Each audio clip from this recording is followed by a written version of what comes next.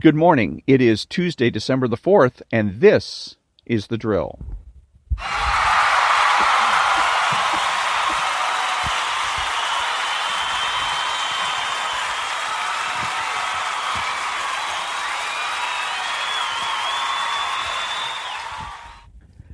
Thank you very much. This is Ron, your host, the only true conservative in the United States of America today, because I'm the only one that makes the presumption for the status quo.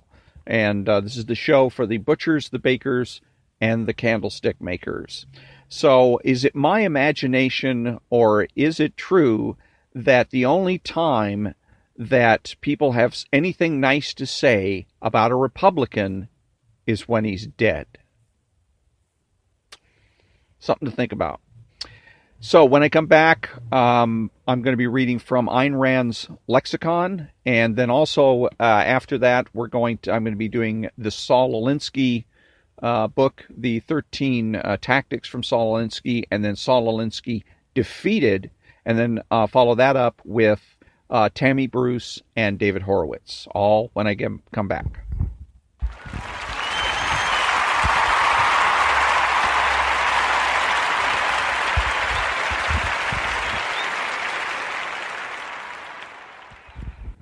And thank you very much. Welcome back. And the Ayn Rand Lexicon, all about concepts, their essences, and why they're important. Today's concept, crime. Crime is a violation of the rights of other men by force or fraud. It is only the initiation of physical force against others, i.e. the recourse to violence, that can be classified as a crime in a free society, as distinguished from a civil wrong. Ideas in a free society are not a crime, and neither can they serve as the justification of a crime. There can be no such thing as a political crime under the American system of law, since an individual has the right to hold and to propagate any ideas he chooses, obviously including political ideas. The government may not infringe his right. It may neither penalize nor reward him for his ideas. It may not take any judicial cognizance, whatever, of his ideology. By the same principle, the government may not give special leniency to the perpetrator of a crime on the grounds of the nature of his ideas. All actions defined as criminal in a free society are actions involving force, and only such actions are answered by force. Do not be misled by sloppy expressions such as, quote, a murderer commits a crime against society, unquote. It is not society that a murderer murders, but an individual man. It is not a social right that he breaks, but an individual right. He is not punished for hurting a collective. He has not hurt a whole collective. He has hurt one man. If a criminal robs 10 men, it is still not, quote, society, unquote, that he has robbed, but 10 individuals. There are, quote, no, quote, crimes against society, unquote. All crimes are committed against specific men, against individuals. And it is precisely the duty of a proper social system and of a proper government to protect an individual against criminal attack, against force. So the first thing I'm thinking about when she says this is when you have felonies. That's the first thing I'm thinking about. When she's talking about misdemeanors, she's correct. It's an individual and an individual situation. But when you're dealing with felonies, it is never about, and even perhaps with misdemeanors if they're being prosecuted.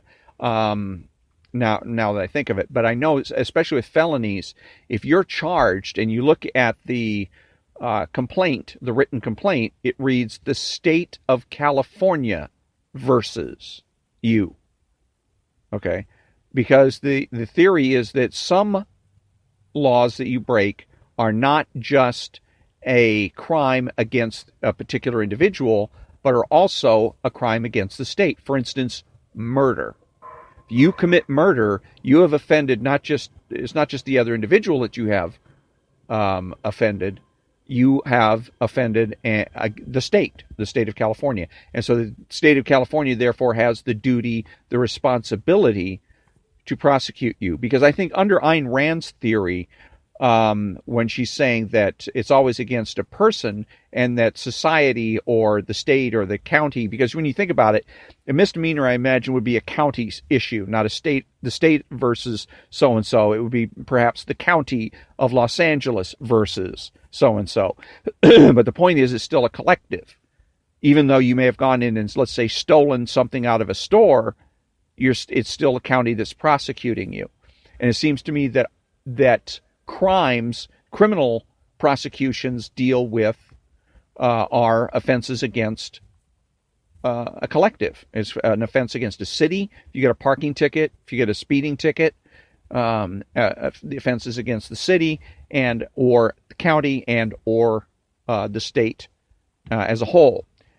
Where it is true that it's individual on individual is in civil court.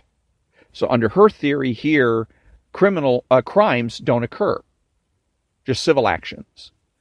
And the way it stands right now, and it's not true. The way it stands right now is there's crimes and there's civil actions. Now, if somebody burglarizes my home, I could also bring a civil action against them. But it wouldn't be, if I bring that civil action, it'll be me versus them, not the state of California versus them. I'm responsible for my own prosecution in that manner. So she's missing something here when she's saying that a crime committed. She's right if she's talking about civil action. If she's talking about criminal action, which she obviously is, she is wrong. So when we come back, I'm going to be reading from the 13 Tactics of the Rules for Radicals.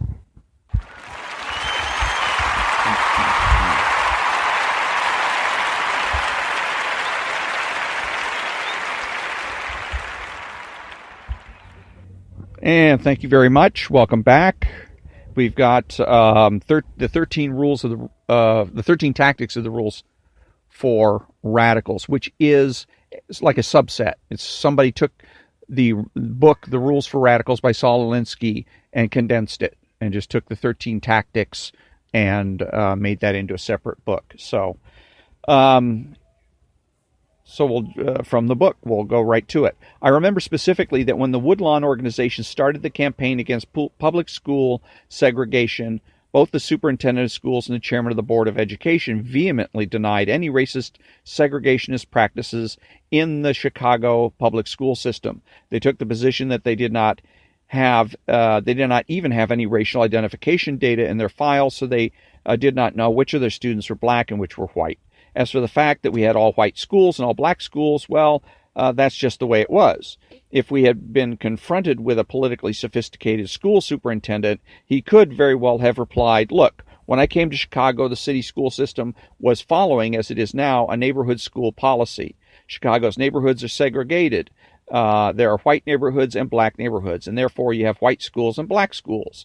Why attack me? Why not attack the segregated neighborhoods and change them? He would have had a valid point of sorts. I still shiver when I think of the possibility, but the segregated neighborhoods would have passed the buck to someone else, and so it would have gone into a dog chasing his tail pattern, and it would have been a 15-year job to try to break down the segregated residential pattern of Chicago. And by the way, what he's doing here is an aside, is basically he's giving people that are anti-Alinsky a tool. He's basically telling you how to defeat one of the tactics, by making excuses. And you just have an endless chain of excuses, and the radicals can't get anywhere. Let's see. We did not have the power to start that kind of conflict. One of the criteria in picking your target is the target's vulnerability. Where do you have the power to start? Furthermore, any target can always say, why do you center on me when there are others to blame as well? When you, quote, freeze the target, unquote, you disregard these arguments and, for the moment, all the others to blame. Then, as you zero in and freeze your target and carry out your attack, all of the others come out of the woodwork very soon. They become visible by their support of the target. The other important point in the choosing of a target is that it must be a personification, not something general and abstract, such as a community's segregated practices or a major corporation or city hall. It is not possible to develop the necessary hostility against, say, City Hall, which, after all, is concrete, physical, inanimate structure, or against a corporation, which has no soul or identity, or a public school administration, which, again, is an inanimate system. John L. Lewis, the leader of the radical CIO labor organization in the 1930s, was fully aware of this, and as a consequence, the CIO never attacked General Motors. They always attacked its president, Alfred Ice Water in his veins Sloan. They never attacked the Republic Steel Corporation, but always its president, Bloodied Hands Tom Girdler. And so with us when we attacked then superintendent of the Chicago public school system, Benjamin Willis. Let nothing get you off your target. With this focus comes a polarization. As we have indicated before, all issues must be polarized if action is to follow. The classic statement on polarization comes from Christ. Quote, "He that is not with me is against me," unquote. Luke 11:23. He allowed no middle ground to take the money changers in the temple. One acts decisively only in the conviction that all the angels are on one side and all the devils on the other. A leader may struggle toward a decision and weigh the merits and demerits of a situation which is 52% positive and 48% negative, but once the decision is reached, he must assume that his cause is 100% positive and the opposition 100% negative. He can't toss forever in limbo and avoid decision. He can't weigh arguments or reflect endlessly. He must decide and act. Otherwise, there are Hamlet's words, quote, "And thus the native hue of resolution is sicklied, or the pale cast of thought, and enterprises of great pith and moment. With this regard, their currents turn awry and lose the name of action," unquote. Many liberals during our attack on the then school superintendent, were pointing out that after all, he wasn't a 100% devil. He was a regular churchgoer, he was a good family man, and he was generous in his contributions to charity. Can you imagine in the arena of conflict charging that so-and-so is a racist bastard and then diluting the impact of the attack with qualifying remarks such as, quote, "He is a good church-going man, generous to charity, and a good husband," unquote? This becomes political idiocy. An excellent illustration of the importance of polarization here was cited by Ruth McKinney in Industrial Valley, her classical study of the beginning of organization of the rubber workers in Akron, Ohio. Quote, "John L. Lewis faced the mountaineer workers of Akron calmly. He had taken the trouble to prepare himself with exact information about the rubber industry and the Goodyear Tire and Rubber Company. He made no vague general speech, the kind the rubber workers were used to hearing from Green, then president of the AFL. Lewis named names and quoted figures. His audience was startled and pleased when he called off Cliff Slusser by name, described him, and finally denounced him. The AFL leaders who used to come into Akron in the old days were generally doing well if they remembered who Paul Litchfield was. The Lewis speech was a battle cry, a challenge. He started off by recalling the vast profits the rubber companies had always made, even during the deepest days of the Depression. He mentioned the Goodyear labor policy and quoted Mr. Litchfield's pious opinions about the partnership of labor and capital. Quote, "What," he said in his deep, passionate voice, "have Goodyear workers gotten out of the growth of the company?" Unquote. His audience squirmed in its seats, listening with almost painful fervor. "Partnership," he sneered. "Well, labor and capital may be partners in theory, but they are enemies in fact." The rubber workers listened to this with surprise and great excitement. William Green used to tell them about the partnership of labor and capital nearly as eloquently as Paul Litchfield. Here was a man who put into words what eloquent and educated and even elegant words, facts they knew to be true from their own experience. Here was a man who said things that made real sense to a guy who worked on a tire machine at Goodyear. "Organize," Lewis shouted, and his voice echoed from the beams of the armory. "Organize," he said, pounding the speaking pulpit until it jumped. "Organize. Go to Goodyear and tell them you want some of these stock dividends. Say, so we're supposed to be partners, are we? Well, we're not. We're enemies." Unquote. The real action is in the enemy's reaction. The enemy, properly goaded and guided in his reaction, will be your major strength. Tactics, like organization, like life, require that you move with the action. Let me see where we're at here. I'm going to go ahead and stop it here. But again, it's all, a lot of this too is about, in terms of let me think in terms of defeating this kind of attitude. What is interesting, the interesting point here is, again, he says, can you imagine the arena of conflict charging that so-and-so is a racist bastard and then diluting the impact of the attack with qualifying remarks such as he's a good church-going man, blah, blah, blah. This becomes political idiocy. And what this reminded me of is that there's in the 48 Laws of Power, no, it isn't the 48 Laws of Power, it is called Management of the Absurd. It's a book called Management of the Absurd. And they have a chapter that says that all acts are political acts. And we know on the face of it that is a ridiculous statement. It's completely untrue. There's all kinds of acts that have nothing to do with politics. But that's the part of the left's MO. As far as they're concerned, every act is a political act. That's why the left no longer has a sense of humor. The left likes to use humor as a weapon. They like to use everything as a weapon, but they like to use humor as a weapon. But if you're non-lefty and you make a joke, they're going to try to read into that joke some kind of political statement. That's part of the reason why you don't have jokes about white people, black people, Hispanics, Jews, whatever. Especially those kinds of jokes, because again, the left's attitude is, that's an expression of politics and an expression of political oppression. Not so.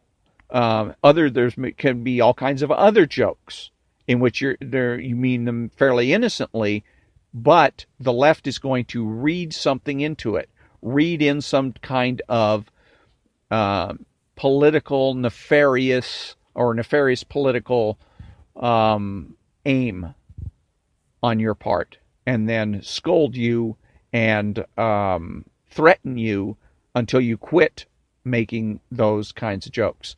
But again, every act being a political act, that's the way they look at life, and that's what he's suggesting in his statement when he says an act of political idiocy, and isolate the individual.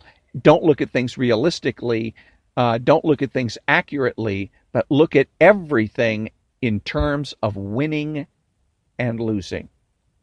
And that's a quick recipe to depression and suicide.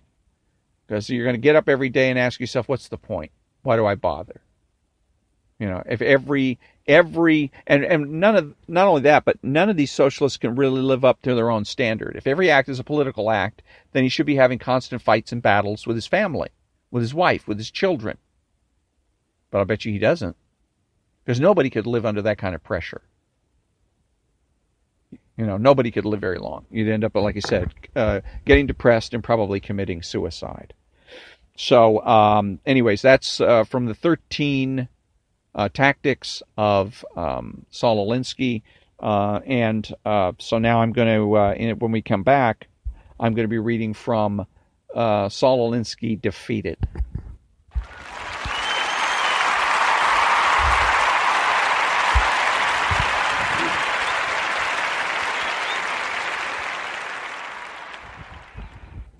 Thank you very much. Welcome back. And this is the rules for radicals defeated, but by extension, Saul Alinsky defeated.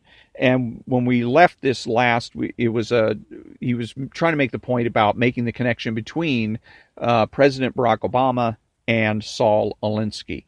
And this section is called the Obama-Alinsky Connection. When White House spokesperson Jay Carney was asked recently whether there was anything to President Obama's ties to Saul Alinsky, his response was far from an absolute denial. Instead, Mr. Carney said, quote, "The president's background as a community organizer is well documented in the president's own books. So his experience in that field obviously contributed to who he is today. But his experience is a broad-based one and includes a lot of other areas of in his life. So I'll just leave it at that," unquote. Now, does that sound like the White House itself is running from its relationship with Alinsky and Alinsky's tactics? Ed Henry, the White House correspondent who proffered that question, even gave Mr. Carney the opportunity to label all the Alinsky talk as, quote, just BS, unquote. It is interesting that not only did Mr. Carney not avail himself of that opportunity to put daylight between the president and Saul Alinsky, but instead actually pointed out that President Obama's past experience as a community organizer is documented in Mr. Obama's books. From his earliest days working as a community organizer in Chicago, Obama had sought to follow in the footsteps of Saul Alinsky. To a young Barack Obama, Alinsky, the father of community organizing, provided a model for creating the kind of quasi-Marxist change that both men envisioned. In his book, Dreams from My Father, Obama makes a number of troubling statements, but for now let us consider this quote. Quote, "To avoid being mistaken for white sellout, I chose my friends carefully. The more politically active black students, the Fordham students, the Chicanos, the Marxist professors and structural feminists, and punk rock performance poets. We smoked cigarettes and wore leather jackets. At night, in the dorms, we discussed neocolonialism, Franz Fanon, Eurocentrism, and patriarchy." Unquote. So then Barack Obama sought out Marxist professors. While Saul Alinsky never self-identified as a Marxist, one cannot read Rules for Radicals without being overwhelmed by the Marxist language in which it is couched. And the entire book is a guide for radicals seeking to engage in a class warfare.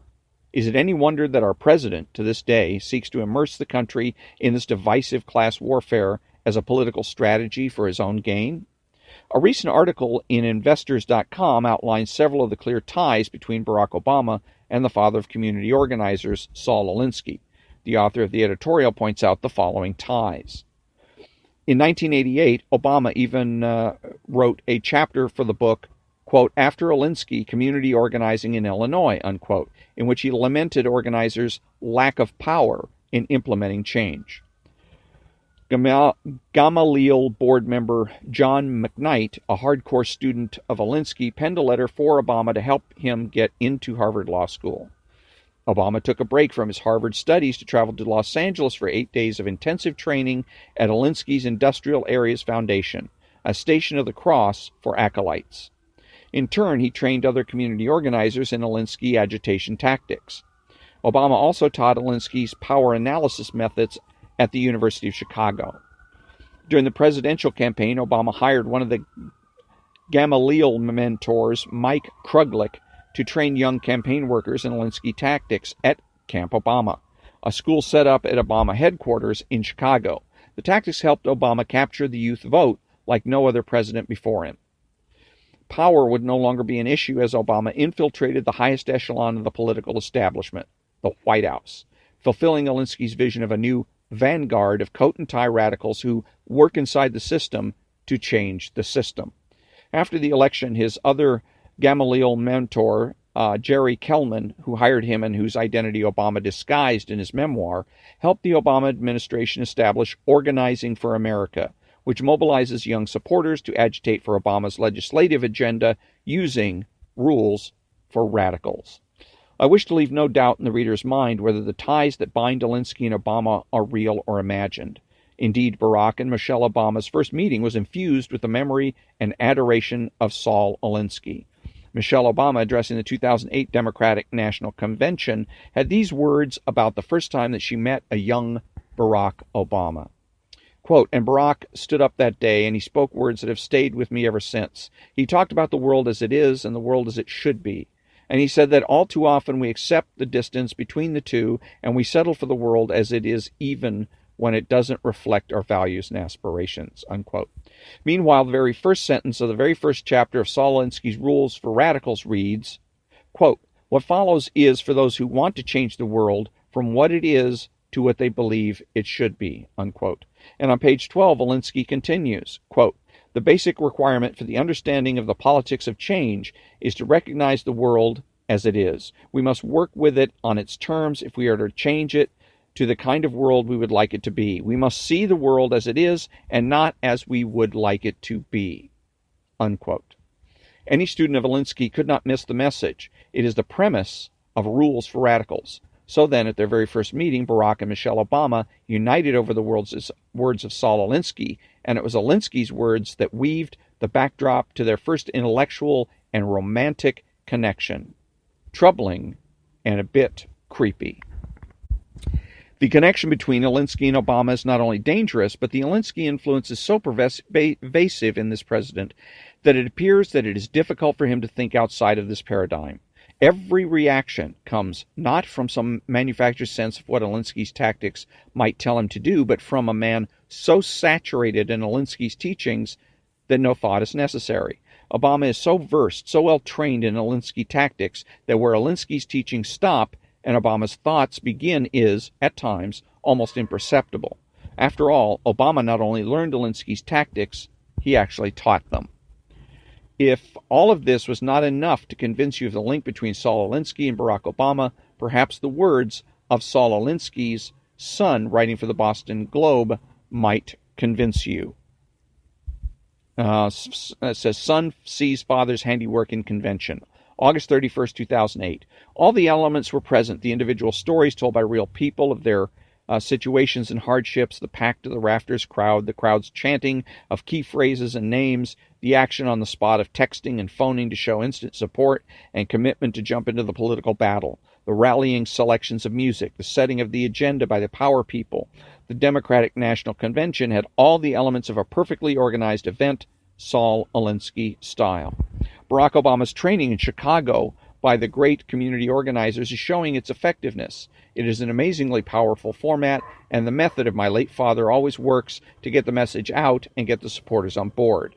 When executed meticulously and thoughtfully, it is a powerful strategy for initiating change and making it really happen. Obama learned his lesson well.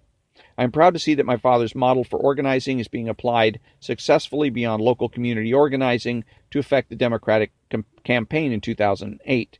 It is a fine tribute to Saul Alinsky as we approach his 100th birthday. L. David Alinsky. And so I'm going to leave it there. Next one is why the Alinsky-Obama connection matters. But one of the things that I wanted to make note of is, first of all, how the identity of black groups, particularly black groups on the left, the Panthers and whatnot, and they seem to rely on for their philosophical underpinnings, the fundamental philosophical attitudes that motivate them on whites. First, Karl Marx, and then now Saul Alinsky. So it's kind of interesting that it would go that direction rather than finding, and there's got to be people that are found more foundational that are black or Hispanic.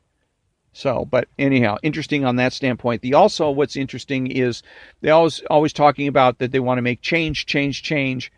Nobody ever on the left says to what.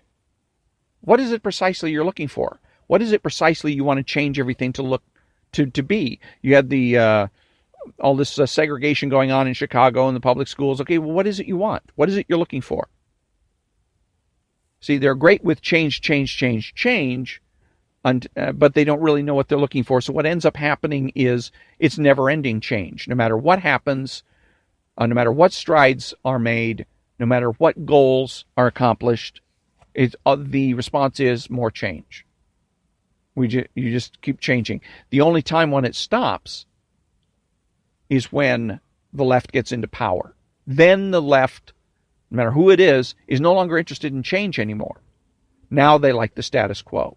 Whether you're talking about the leaders in Cuba, Venezuela, China, the former Soviet Union, whenever the left has gotten into power, or even here, in cases of, say, Barack Obama, who becomes president of the United States. So are we still supposed to go for all this revolutionary change bit? Or is he going to be deciding that he likes the status quo now that he's in power? It's like Hillary Clinton being heckled by her own people, by the left, when she goes to make a speech somewhere. And I remember hearing it once where she's starting to give a speech and she starts getting a heckle. People are chanting and whatnot. And she's now in an awkward position because she's the one that's always talking about change, just like President Obama was. But now that the shoe is sort of on the other foot. It's other people that are asking her to change. All of a sudden, it's she doesn't want to change, and she basically told them in a nice tone of voice or whatever, something to the effect of, people want to hear from you, but not now. See, again, the change is all fine and dandy until you find yourself in power. And then all of a sudden, change doesn't look like such a great idea anymore, especially if change means you're out of office and somebody else takes your place, kind of thing. So the only time I've ever seen anything close to an idea or picture being created of what it is that paradise, socialist paradise, looks like is with Herbert Crowley, who wrote a book called The Promise of American Life. And basically he describes in there what he's looking for. One of the things he was looking for was that the whole of the United States be one giant closed shop. In other words, every job is a union job. And he had other things as well. But at least he gave some kind of a vision, something that we could, or goals, solid, more intellectual and conceptual goals that you could go after, things that are measurable, quantifiable, and that's usually lacking on the left. So when I come back, I'm going to be reading from Tammy Bruce's book, The Death of Right and Wrong.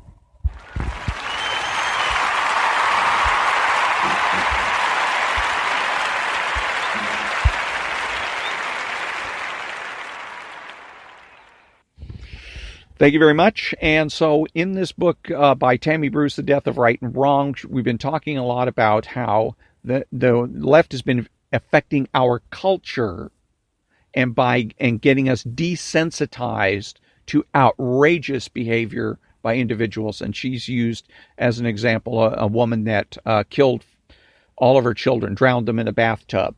And another woman that did something similar and was let off easily by the criminal justice system. And what she's saying is that that's an effect of the left and the left's agitation and work. In this particular chapter, this section is called The Left's Needy, Depressive, Stressed Out, Sympathetic Child Killer.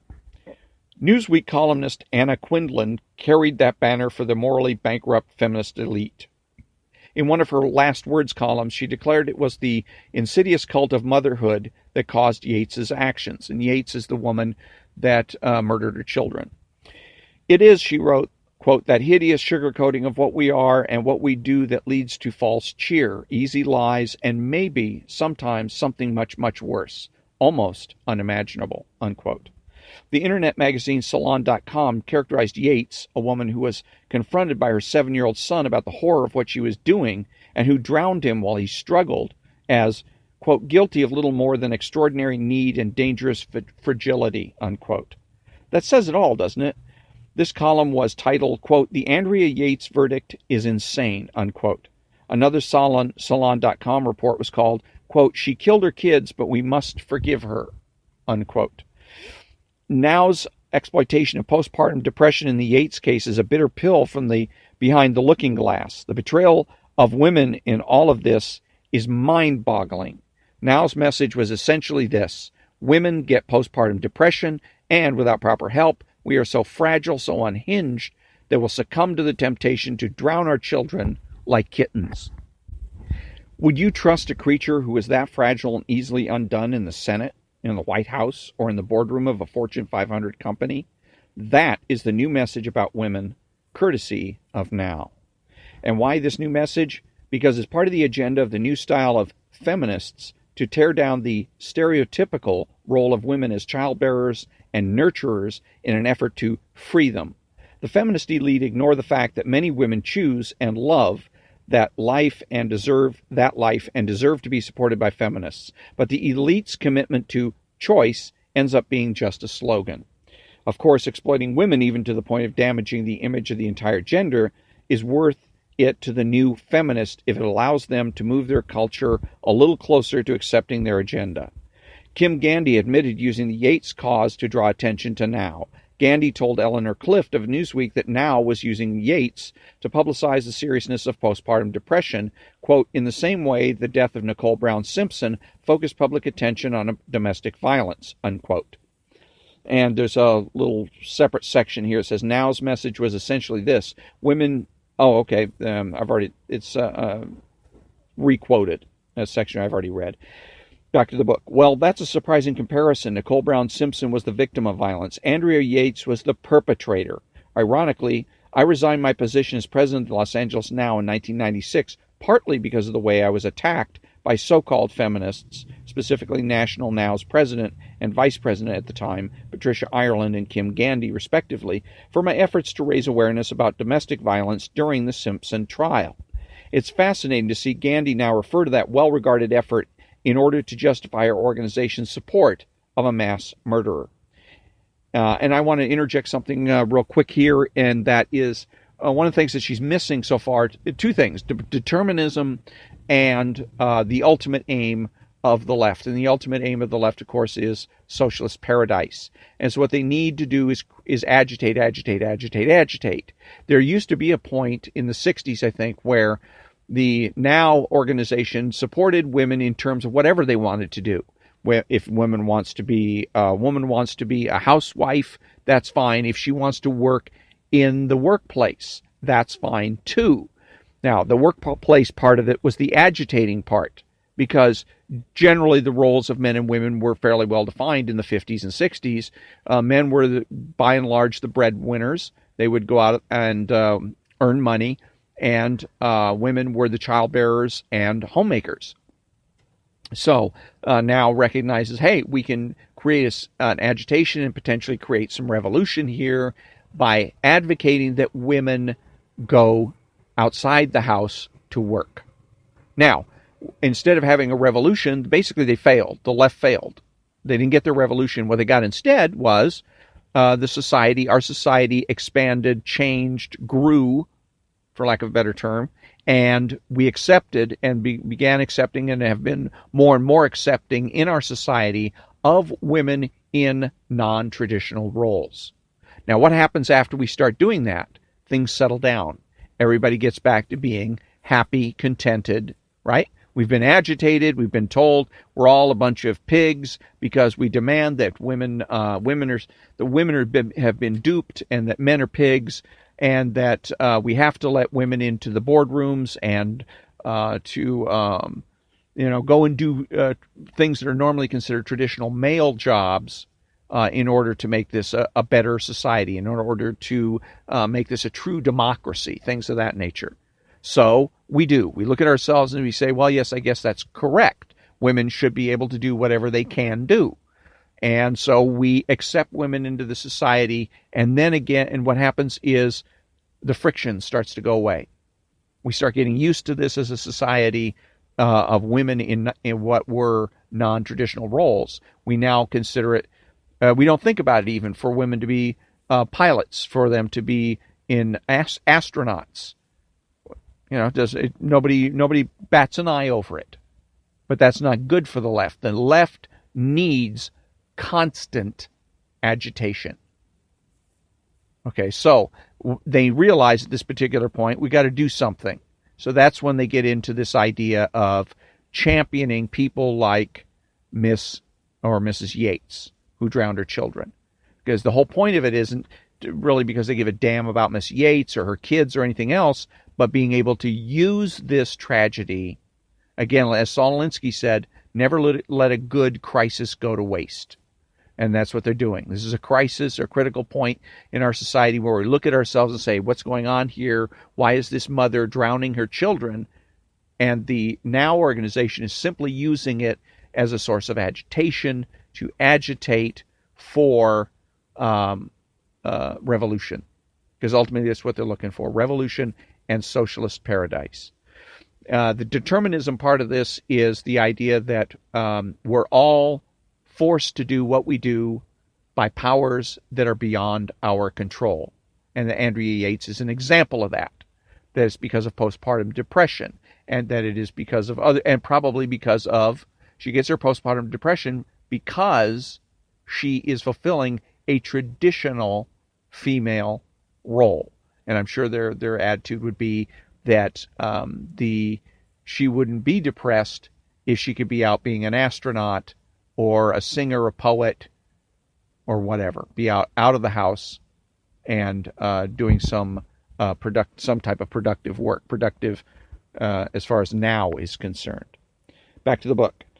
If Yates's lawyers were bent on using postpartum depression, when you can't claim you didn't do it, claim insanity, the authentic feminist response, the progressive and supportive feminist response, would have been to remind the nation of a few facts. A large number of women who give birth, some reports indicate the figure may be as high as 80%, suffer to some degree from the condition, commonly called the baby blues, but nearly all of them manage to not kill their children. Postpartum psychosis, the more severe form, strikes about 1 in 1,000 new mothers, and they don't kill their children either. First used as a defense in the United States in 1930, postpartum depression has shown up in the courts only 5 or 6 times in the last 20 years. In 2001, the year that Yates murdered her children, there were approximately 4 million births in the United States.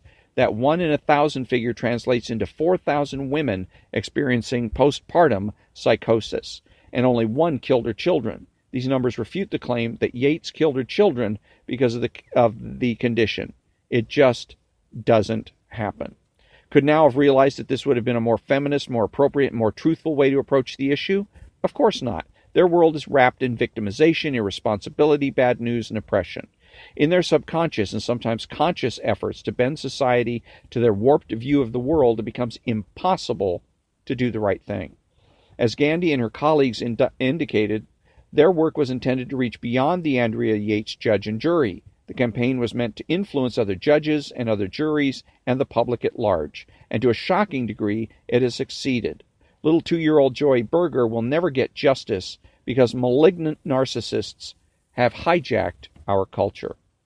Sally Sattel, in an article for the Wall Street Journal entitled, quote, "The newest feminist icon, a killer mom," unquote, said it best when she wrote, quote, "Andrea Yates is not a symbol of motherhood under duress, nor of the embattled state of the American woman.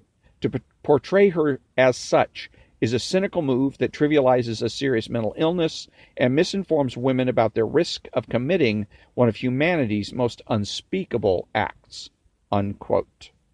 So, that's where we're going to wrap it up. The next section is called Now They See It and Now They Don't. And when we come back, I'll be reading from David Horowitz's book, The Black Book of the American Left.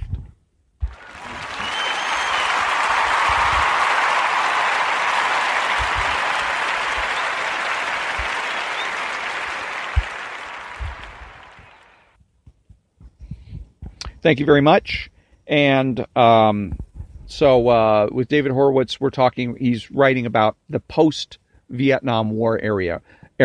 Up until now, a lot of what he was talking about was the left and how the left dealt with the Vietnam War and their agitation against the Vietnam War. And now Vietnam War is over, and so what is the left going to do?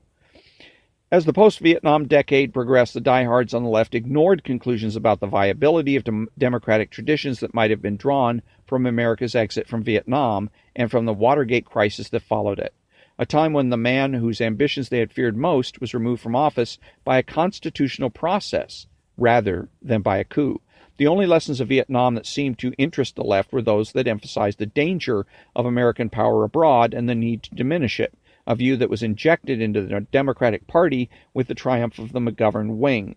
The problem with this use of Vietnam as a moral text for American policy was that the pages following the fall of Saigon had been whited out. No lesson was seen in Hanoi's ruthless conquest of the South, the establishment of a police state in Saigon, and the political oblivion of the National Liberation Front, whose struggle we on the left had so passionately supported. It was not that credible information was lacking. Jean Le Couture wrote in 1976, quote, "Never before have we had such proof of so many detained after a war. Not in Moscow in 1917, not in Madrid in 1939, not in Paris and Rome in 1944, nor in Havana in 1959, unquote. But this eminent French journalist, who had been regarded as something of an oracle when he was reporting America's derelictions during the war, was now dismissed as a, quote, sellout, unquote. In 1977, when some former anti-war activists signed an appeal to the conscience of Vietnam because of the more than 200,000 prisoners languishing in re-education centers, a new round of self-immolations by Buddhist monks, they were chastised by activist David Dellinger, Institute for Policy Studies fellow Richard Barnett, and other keepers of the flame in a New York Times advertisement that said in part, quote, "The present government of Vietnam should be hailed for its moderation and for its extraordinary effort to achieve reconciliation among all of its people," unquote. When tens of thousands of unreconciled boat people began to flee the repression of their communist rulers, Joan Baez and others who spoke out in their behalf were attacked for breaking ranks with Hanoi. Something might have been also have been learned from the fate of wretched Cambodia, but leftists seem so addicted to finding an American cause at the root of every problem that they couldn't recognize indigenous evils. As the Khmer Rouge were about to take over, Noam Chomsky wrote that their advent heralded a Cambodian liberation, quote, "a new era of economic development and social justice," unquote. The new era turned out to be the killing fields that took the lives of 2 million Cambodians. Finally, Vietnam emerged as the imperialist power, taking control of Laos, invading Cambodia, and threatening Thailand. But in a recent editorial, the Nation explains that the Vietnamese invaded Cambodia, quote, "to stop the killing and restore some semblance of civilized government to the devastated country," unquote. This bloody occupation, the Nation says, is actually a, quote, "rescue mission," unquote. And what was happened should not, quote, "obscure the responsibility of the United States for the disasters in Indochina," unquote. Disasters that are being caused by our playing the, quote, "China card," unquote, and refusing to normalize relations with Vietnam. These acts on the part of the United States, quote, "make Vietnamese withdrawal from Cambodia unlikely," unquote. Only the White House can, quote, "remove the pressures on Vietnam from all sides that would bring peace to a ravaged land," unquote. Such reasoning recalls the wonderful line from the Costa Gavras film Z, quote, "always blame the Americans. Even when you're wrong, you're right," unquote. Another unacknowledged lesson from Indochina involves the way in which Vietnam has become a satellite of the Soviet Union, paying for foreign aid by sending labor brigades to its benefactor. This development doesn't mesh well with the left's ongoing romantic vision of Hanoi. It also threatens the left's obstinate refusal to admit that during the mid-70s, a time when American democracy was trying to heal itself from the twin traumas of the war and Watergate, the USSR was demonstrating that totalitarianism abhors a vacuum by moving into Africa, Central America, Southeast Asia, and elsewhere. Instead of reevaluating the Soviets because of a change in what we used to call, quote, "the objective conditions," unquote, the left rationalizes Soviet aggression as the spasms of a petrified bureaucracy whose policies are annoying mainly because they distract attention from U.S. malfeasance around the world. If they were capable of looking intently at the Soviet Union, leftists and liberals alike would have to concur with Susan Sontag's contention, which many of them jeered at when she announced it, that communism is simply left-wing fascism. And I'm going to go ahead and leave it there, and we'll return to it again next week. But again, there's a lot of signs of, again, the idea is agitate, agitate, agitate. It doesn't matter whether the agitation makes sense or not. What matters is whether or not it's effective.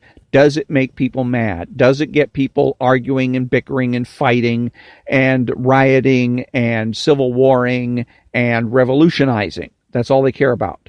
And also the idea using the United States as the ultimate power that drives the world. Because remember, determinism says none of us have our own free will, that we're all forced to do what we do by powers beyond our control. And by blaming the United States first, you make the United States the locus of power in the world, and saying that because the United States does this or does that, it has a, quote, ripple effect over the rest of the world and causes these other things to happen. Because what they're doing is then denying that the Vietnamese government has people with their own free will and making their own decisions about what to do, whether or not to put people in concentration camps or re-education camps. And Cambodia, the same thing. There was a guy, Pol Pot was the leader of the Khmer Rouge, and he was the one that was making the decisions about what should happen to Cambodians. He was using his free will to do evil. But determinism says he doesn't have free will. So that means if he's doing evil things, it must be because he's forced to by a power that he cannot control, i.e., the United States of America. And that brings us to the conclusion of another episode of The Drill. And until next time, thank you very much for listening, and have a great day.